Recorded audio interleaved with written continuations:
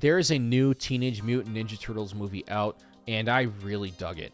The animation style is great. The soundtrack is awesome. I loved that they used actual teenagers to voice the turtles and had them all in the same room at the same time. Made it feel more natural, more real. The villain is great. The action is awesome. However, I am not here to talk about that. I am here to talk about my favorite version of the Ninja Turtles, the one that I grew up with, and that is the 2003 cartoon from 4Kids. Now, I know what you're saying. 4Kids, really? The channel that censored the shit out of Yu-Gi-Oh?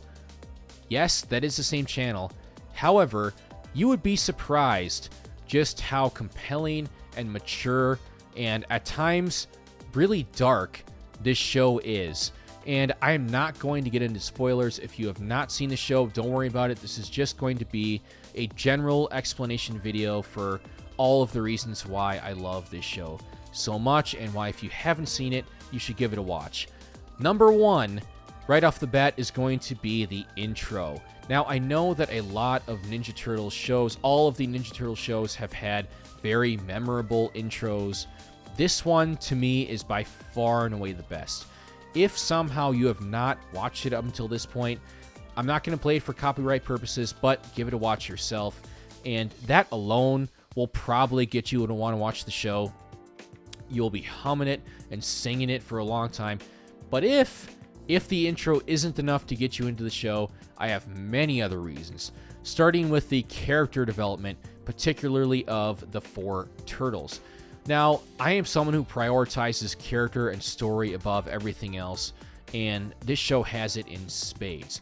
All 4 turtles have their very distinct personalities and very fleshed out character arcs throughout the entire show, and the characters get better and better as the show goes along. They get more and more fleshed out, and their relationships with each other get fleshed out more and more as the show goes along.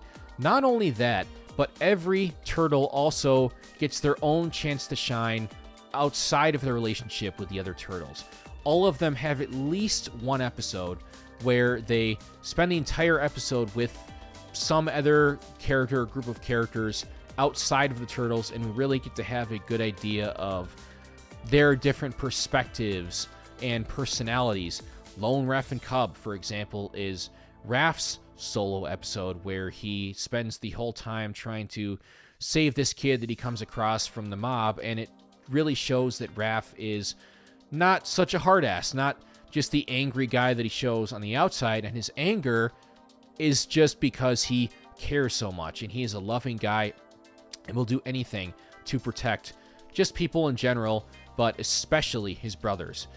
We get the unconvincing turtle Titan, which is Mikey's solo episode, which shows that he doesn't always feel like he fits in as a ninja with the rest of his brothers, that he wants something different, something more. In this episode, he wants to be a superhero, and he tries to be a superhero, and he really enjoys it for a while, and then he realizes by the end of it that no, he actually is better off as a ninja. So that was a good arc for him. We get the King, which is Donatello's solo episode, where he hangs out with this guy named Kirby, who is a homage to Jack Kirby, and spends the entire episode showcasing his tactical abilities and just how smart he is and how creative he is and how he's able to form these bonds and friendships with people so that he can work together with them to find solutions to these different situations. And we get Ultimate Ninja, where Leo has to face off in a one-on-one duel against this other ninja who came to challenge him and is constantly cheating and fighting dirty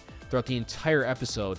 But Leo proves that he is not only a great fighter, a great leader, but also an incredibly honorable person, because despite all of the terrible things, all of the dirty tactics that his opponent uses against him, he spares his life in the end and congratulates him on a great fight.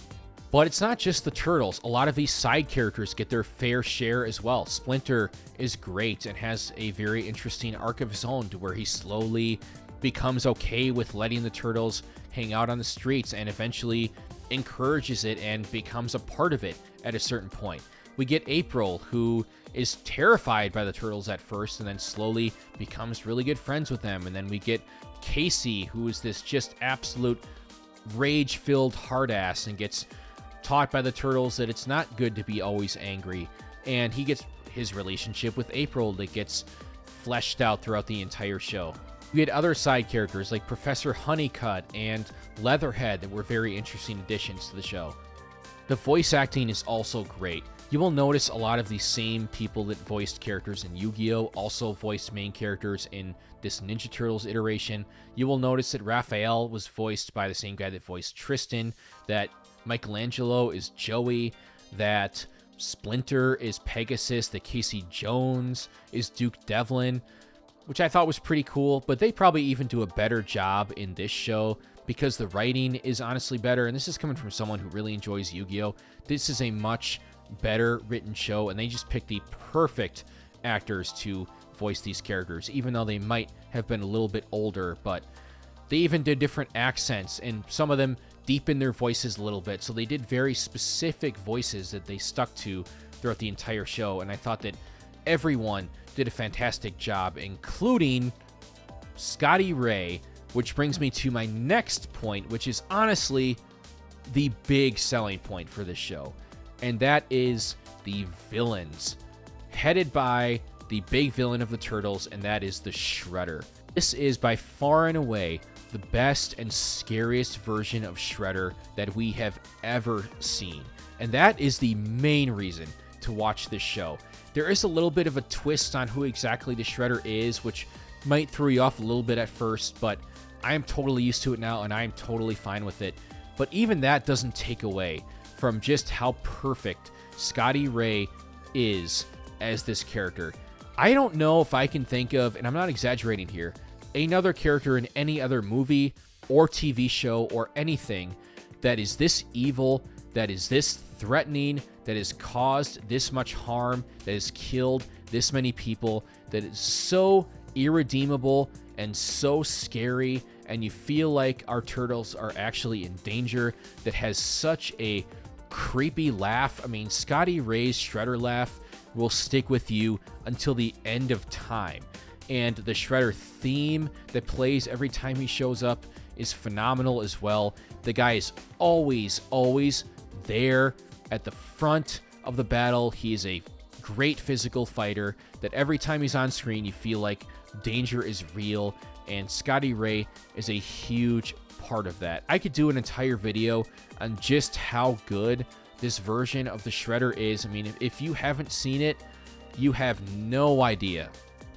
Just maybe watch a clip of Scotty Ray laughing as the Shredder, and that should be the thing that sells you on the show. But let me just talk about the other villains in the show.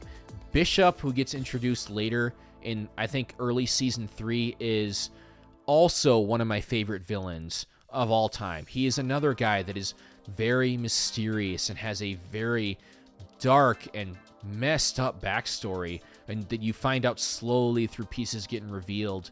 And he kind of, at a certain point, takes over as the main villain of the show. But at first, he's like this shadowy government agent that is probably even a better fighter than Shredder. I mean, he takes on like all 4 of the Turtles, Master Splinter, and Casey and April all at the same time, which is absolutely insane. This guy kicks so much ass. You get the Triceratons, you get the Federation, you get Nano, Hun, the Purple Dragons, Baxter Stockman, who is awesome in the show, another one of my favorite villains. He's so arrogant and clever, and a lot of the humor of the show, at least from the villain side, comes from him. Karai, who's a very compelling character, who you're not ever exactly sure where her allegiances lie. Sometimes she helps the Turtles, sometimes she remains loyal to the Shredder, and that adds an interesting element to the show that comes into play at a certain point in the second season. You get the Ultimate Ninja, Draco, so many great villains in this show. Shredder being the main one, of course, and one of the best villains of all time in any movie or TV show. But I wanted to give a shout out to some of these other ones as well. Bishop is another one of my favorite villains, and Stockman as well. So the villains, for all of the other things that this show does right, I think is the thing that they absolutely nail the most, and the #1 selling point on this show for me. I alluded to this a little bit before, but this show is shockingly dark and serious and mature at times. For Ninja Turtles seems like something that is always for kids, and don't get me wrong, this definitely is still for kids, and it doesn't lose the fun. They still eat pizza, they still eat ice cream, they still hang out with each other and have fun and take shots at each other and watch TV. You still get all of the classic fun Ninja Turtle stuff, but combine that with the high stakes, with the terrifying villain, with some incredibly adult themes that they tackle, with some very scary episodes and some very shocking visuals. And there are some things that they do in the show that you would be absolutely shocked that 4Kids let them get away with. I mean, they kind of, because certain things aren't exactly what you thought, that's why they were able to get away with it.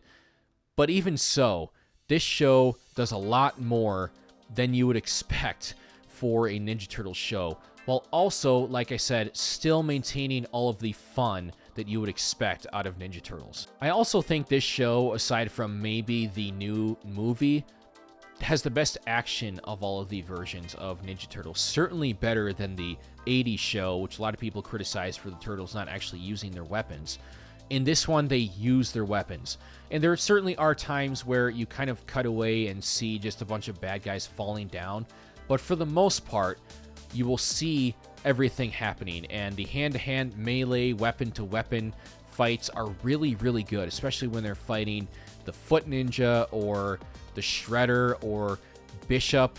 So well animated and so compelling. The action is great and fast-paced and entertaining and engaging all throughout the entire run of this show. And finally, this show has awesome mythology and world building, and this is something that I kind of alluded to a little bit when I talked about the villains, but you get the whole stuff with the Shredder, you get the Utrom stuff that get introduced later in Season 1, you get the Triceratons. The Turtles go to space and are in the middle of this whole battle between the Triceratons and the Federation.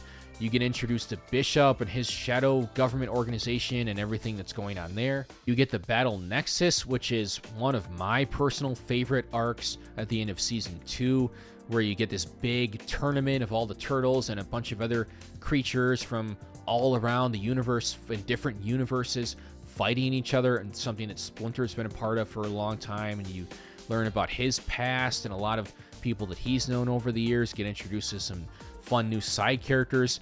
So constantly expanding the world and getting introduced to new interesting side characters that you see again later on, getting introduced to new compelling villains that are different from the other villains we have seen up until this point that are mainstays in the show. So in conclusion, the 2003 Teenage Mutant Ninja Turtles show is my favorite Ninja Turtles show and possibly one of my favorite shows of all time. I love it so much.